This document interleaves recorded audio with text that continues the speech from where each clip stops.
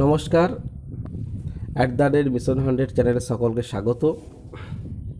আজকে এই ভিডিওতে আলোচনা করব তৃতীয় শ্রেণীর বাংলা পাতাবাহার বইয়ের ঢেউয়ের তালে তালে যে গদ্য আছে তার হাতে কলমে প্রশ্নোত্তর এবং অতিরিক্ত বেশ কিছু প্রশ্ন উত্তর আলোচনা করছি। তোমরা আশা করি পিনাকিরঞ্জন চট্টোপাধ্যায়ের ঢেউয়ের তালে তালে এই গদ্যাংশটি সকলে পড়ে নিয়েছো। আমি পড়ে আর শোনাচ্ছি না, শুধুমাত্র হাতে কলমে অংশটি প্রশ্নের উত্তরগুলো বলছি। তোমরা অবশ্যই ভিডিওটা দেখো, পারলে এই প্রশ্নের উত্তরগুলো খাতায় একটু নোট করে নাও। তাহলে চলো, হাতে কলমে অংশের প্রথম যে প্রশ্ন সেটা বলেছে এক কথায় উত্তর দাও। এক কথায় উত্তর দাও মানে একটি বাক্যে বা একটি বাক্যে হতে পারে, এক কথাতে হতে পারে, বা দুটো বাক্যেতে হতে পারে। যেমন প্রশ্ন তেমন উত্তর। দেখো, বলছে অভিযানে লেখকের সঙ্গীর নাম কী ছিল। একের প্রশ্ন হচ্ছে অভিযানে লেখকের সঙ্গীর নাম কী ছিল। যেহেতু আমাদের এক কথায় বলেছে, আমি চেষ্টা করেছি এটা এক কথা দেওয়ার। তার নাম ছিল অ্যালবার্ট জর্জ ডিউক। অভিযানের লেখকের সঙ্গীর নাম অ্যালবার্ট জর্জ ডিউক। অভিযানের নৌকাটির নাম কী ছিল। অভিযানের নৌকাটির নাম ছিল কৌনজি আংরে। কৌনজি আংরে ছিল অভিযানের নৌকাটির নাম। তারপরে দেখো, নৌকাটি কোন মহাসাগরের দিকে এগিয়ে যাচ্ছিল। নৌকাটি কোন মহাসাগরের দিকে এগিয়ে যাচ্ছিল। উত্তর হয়ে যাবে ভারত মহাসাগরের দিকে। পরবর্তী প্রশ্ন দেখো, লেখকের অভিযানের বা লেখকদের অভিযানের গন্তব্যস্থল কোথায় ছিল। লেখকের অভিযানের গন্তব্যস্থল কোথায় ছিল। উত্তর হয়ে যাবে কলকাতা থেকে আন্দামান। মানে লেখকরা কলকাতা থেকে আন্দামান নদীপথে বা সমুদ্রপথে যাচ্ছিলেন। তারপর দেখো, ডিউক হাসতে হাসতে গড়িয়ে পড়েছিল কেন। ডিউক হাসতে হাসতে গড়িয়ে পড়েছিল কেন। এই উত্তরটা আমরা এক কথায় দিতে পারবো না, সেই জন্য আগেই বললাম যে এক কথায় বললে শুধুমাত্র একটি কথাতেই দিলে হবে না, একটি বাক্য হতে পারে আর একাধিক বাক্য হতে পারে। কেন গড়িয়ে পড়েছিল না, মিষ্টি খাবার পর লেখকের গায়ে যখন দু এক ফোঁটা মিষ্টি রস পড়েছিল এবং লেখক সেটাকে ধুয়ে ফেলার জন্য, পিঁপড়ের হাত থেকে বাঁচার জন্য, ধোয়ার জন্য যা সমুদ্রে জল দিচ্ছিলেন, তখন লেখকের সঙ্গী ডিউক হাসতে হাসতে গড়িয়ে পড়েছিল।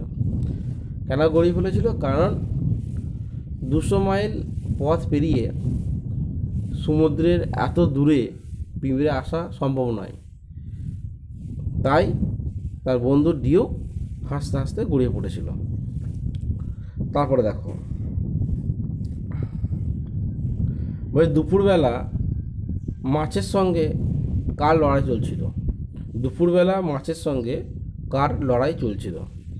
উত্তর হয়ে যাবে কচ্ছপের। দুপুরবেলা কচ্ছপের সাথে মাছের লড়াই শুরু হয়েছিল। পরবর্তী প্রশ্ন দেখো, আংড়ের চারধারে যে চিড়িয়াখানা তৈরি হয়েছিল তাতে কারা ছিল সবচেয়ে দর্শনীয় বস্তু। আংড়ের চারধারে যে চিড়িয়াখানা তৈরি হয়েছিল তাতে কারা ছিল সবচেয়ে দর্শনীয় বস্তু। উত্তর হয়ে যাবে নানা রঙের মাছ। নানা রঙের মাছ। পরবর্তী প্রশ্ন দেখো, বলছে 2 দাগের শূন্যস্থান পূরণ করো। শূন্যস্থান পূরণ করো। কি বলছে, জল কেটে এগিয়ে চলেছে ড্যাশ। জল কেটে এগিয়ে চলেছে কে না, আংড়ে মানে নৌকাটা, তাই তো। তারপর দেখো, বলছে আজ সকাল থেকে একটা ড্যাশ চলেছে আমাদের পিছনে পিছনে।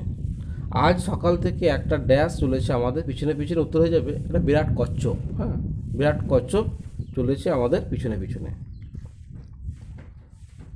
আবার ড্যাশ নিয়ে বসেছে ডিউক। উত্তর হয়ে যাবে সেক্সট্যান্ট। সেক্সটান নিয়ে বসেছে ডিউক। ড্যাশ খাওয়া যাক, ড্যাশ খাওয়া যাক, কী খাওয়া যাক? রসগোল্লা খাওয়া যাক। তারপর দেখো, পিঁপড়েকে এখানে আসতে হলে প্রায় ড্যাশ মাইল সাঁতরে আসতে হবে। পিঁপড়েকে এখানে আসতে হলে প্রায় ড্যাশ মাইল সাঁতরে আসতে হবে। কত মাইল? না, 200 মাইল। হঠাৎ আওয়াজ করে ড্যাশ ঝাঁপিয়ে পড়ল জলে। হঠাৎ আওয়াজ করে ড্যাশ ঝাঁপিয়ে পড়ে জলে। কী হবে? ডিউক। ডিউক ঝাঁপিয়ে পড়ে জলে। তারপর দেখো, টিকা লেখো। তোমরা এই টিকাটা একটি বা দুটি বা তিনটি বাক্যও লিখতে পারো, তোমরা যেহেতু ক্লাস 3-তে পড়ো। দেখো কী সম্বন্ধে বলেছে, প্রথমেই বলেছে সেক্সট্যান্ট, তাই তো? সেক্সট্যান্ট সম্বন্ধে আমি কী জানি সেটা তোমাকে লিখতে হবে, তাই তো? সেক্সট্যান্ট তুই পরীক্ষায় পড়লে লিখবে যে সেক্সট্যান্ট যে যন্ত্রের সাহায্যে সূর্য ও অন্যান্য নক্ষত্রের কৌণিক উচ্চতা মাপা হয় তার নাম সেক্সট্যান্ট, তাই তো? যে যন্ত্রের সাহায্যে সূর্য ও অন্যান্য নক্ষত্রের কৌণিক উচ্চতা মাপা হয় তার নাম সেক্সট্যান্ট। পরবর্তী লাইনে কী লিখবে? যে অভিযাত্রীদের কাছে দিক নির্ণয়ের জন্য এটি একটি অত্যাবশ্যকীয় যন্ত্র। অভিযাত্রীদের কাছে দিক নির্ণয়ের জন্য এটি একটি অত্যাবশ্যকীয় যন্ত্র। দুটো বাক্যে আমি লিখলাম। তোমরা আরও লিখতে পারো যে জাহাজ চালাতে গেলে নাবিকদের সেক্সট্যান্ট অবশ্যই রাখতে হবে। এই লাইনটা, এই বাক্যটা তোমরা কিন্তু লিখতে পারো, 3 নম্বর বাক্যে লিখতে পারো। তারপরে দেখো, বলছে কৌনজি আংড়ে, এর সম্বন্ধে টিকা লিখতে হবে। দু একটি বাক্যে লিখতে হবে। কী লিখবি? কৌনজি আংড়ে। তাহলে কৌনজি আংড়ে এটি একটি ডিঙি নৌকা। ডিঙি নৌকা বলতে ছোট নৌকা, তাই তো? ডিঙি নৌকা।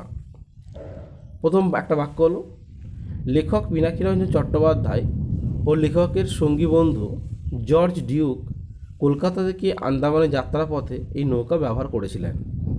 দুটো বাক্য। তাহলে কৌনজি আংড়ে একটি ডিঙি নৌকা, লেখক মীনাক্ষীরঞ্জন চট্টোপাধ্যায় ও তার সঙ্গী বন্ধু জর্জ ডিউক কলকাতা থেকে আন্দামান যাত্রাপথে এই নৌকা ব্যবহার করেছিলেন। তারপর দেখো, চিড়িয়াখানা। চিড়িয়াখানা সম্বন্ধে তোমাকে লিখতে হবে।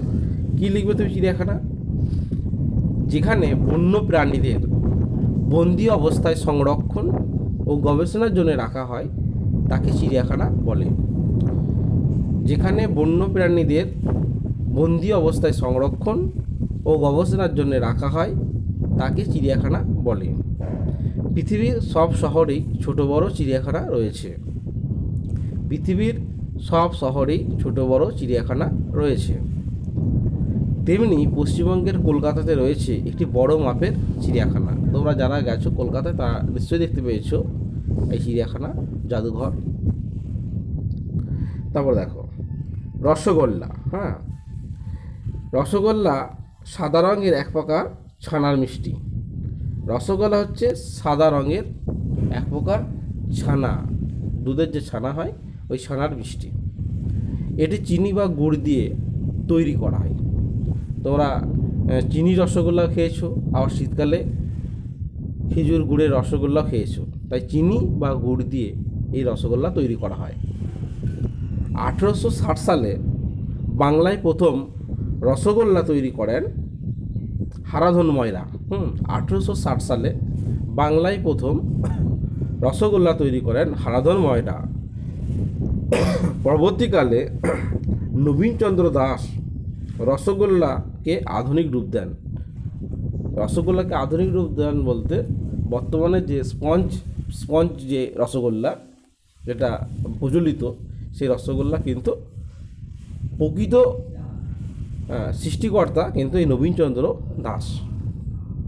পরবর্তী প্রশ্ন দেখো, তারপর কী আছে দেখো, অভিযান।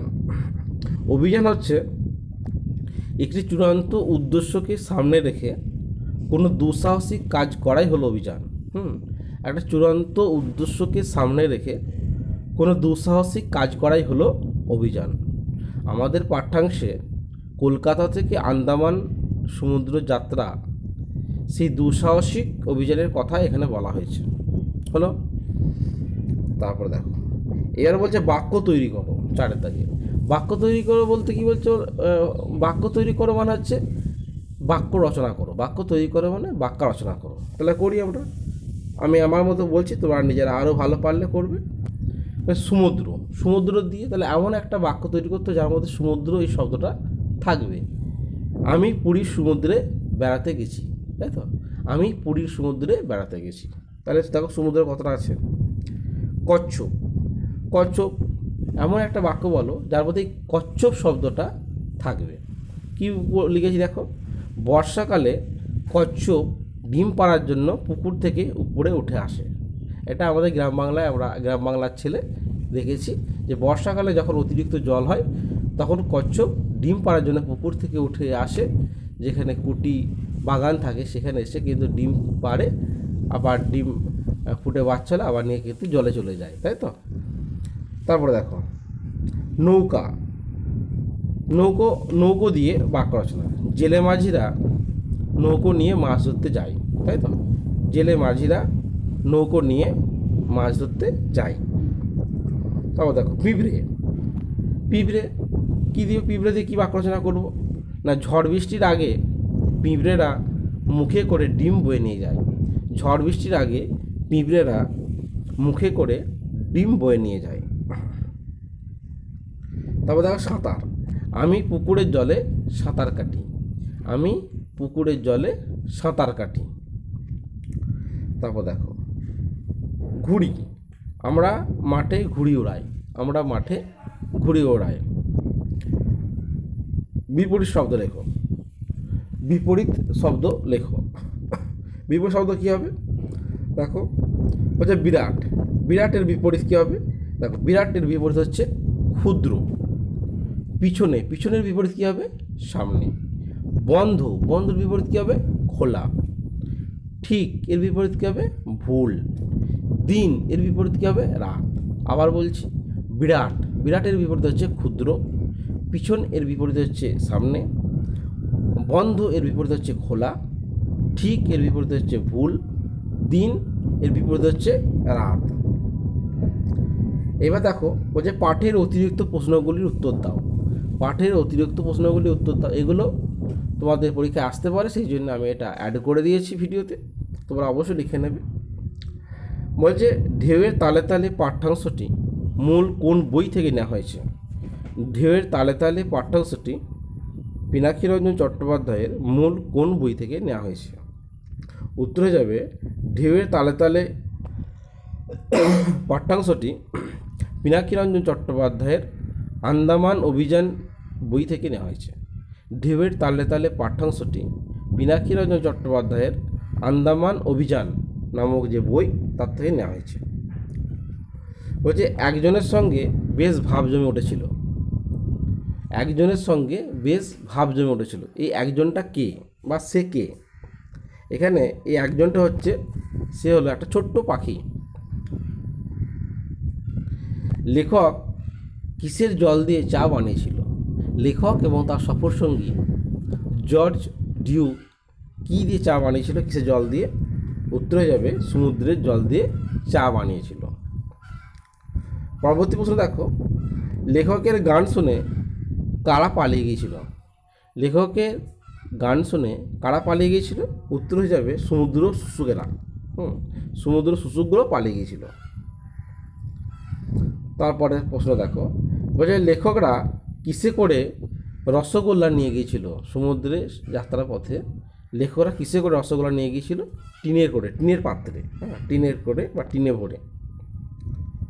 তারপরে দেখো লেখকের কাছে কোন ব্যাপারটা অসহ্য মনে হয়েছিল। লেখকের কাছে কোন ব্যাপারটা অসহ্য মনে হয়েছিল না, ঘুম থেকে উঠে রান্না করা। এটা সত্যি একটা চাপের কাজ, ঘুম থেকে উঠে রান্না করা, এই ব্যাপারটা লেখকের কাছে অসহ্য মনে হয়েছিল। লেখক কচ্ছপটাকে কী দিয়ে আঘাত করেছিলেন। লেখক কচ্ছপটাকে কী দিয়ে আঘাত করেছিলেন। লেখক কচ্ছপটাকে টর্চের ব্যাটারি দিয়ে আঘাত করেছিলেন। টর্চের ব্যাটারি দিয়ে আঘাত করেছিলেন। হাঙর তাড়াবার জন্য মানুষ সমুদ্রের জলে কি ব্যবহার করে। বা হাঙর তাড়ানোর জন্য লেখকরা সমুদ্রের জলে কী ব্যবহার করেছিলেন? উত্তর হয়ে যাবে কালি। কালি ব্যবহার করেছিলেন। তারপর দেখো, মাছ ও কচ্ছপের লড়াই কখন শুরু হয়েছিল? মাছ ও কচ্ছপের লড়াই কখন শুরু হয়েছিল? উত্তর হয়ে যাবে দুপুরবেলা। পরবর্তী প্রশ্ন দেখো, লেখক ও তার সঙ্গী বন্ধু ডিউক কলকাতা থেকে আন্দামান যাত্রা করে কতদিন পর আন্দামানে পৌঁছেছিলেন? লেখক ও তার সঙ্গী বন্ধু ডিউক কলকাতা থেকে আন্দামান যাত্রা করে কতদিন পর আন্দামানে পৌঁছেছিলেন? উত্তর হয়ে যাবে 33 দিন পর। 33 দিন পর। এই ছিল আজকের ঢেউয়ের তালে পিনাকি রঞ্জন চট্টোপাধ্যায়ের লেখা ঢেউয়ের তালে তালে গদ্যাংশের হাতে কলমে প্রশ্ন উত্তর এবং অতিরিক্ত বেশ কিছু প্রশ্ন উত্তর। তোমরা ভিডিওটি এখনও পর্যন্ত যারা আমার চ্যানেলটিকে সাবস্ক্রাইব করোনি তারা অবশ্যই সাবস্ক্রাইব করে রাখাও এবং পাশে থাকা বেল আইকনটি অন করে দাও, যাতে কোনো ভিডিও দিলে খুব সহজে তোমরা পেয়ে যেতে পারো।